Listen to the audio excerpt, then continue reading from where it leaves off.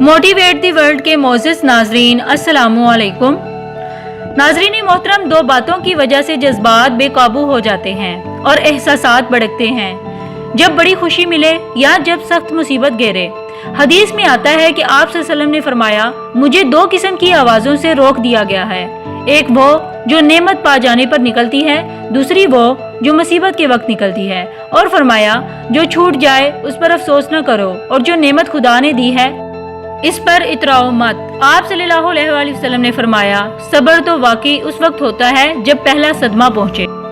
लिहाजा अजीम खुशी या शदीद मुसीबत के वक्त जो शख्स अपने जज्बात पर काबू रखे, उसे सबात का दर्जा, रसूख की मंजिल और शादमानी और नफ्स पर गलबा की मुसरत हासिल हो जाती है।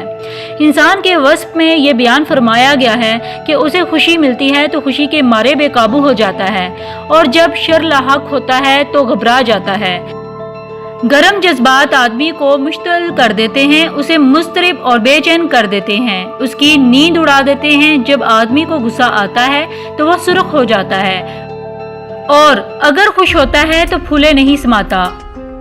नाज़रीन मोहतरम, इस्लाम इक़दार, इखलाक और सलूक की एक मीज़ान देता है।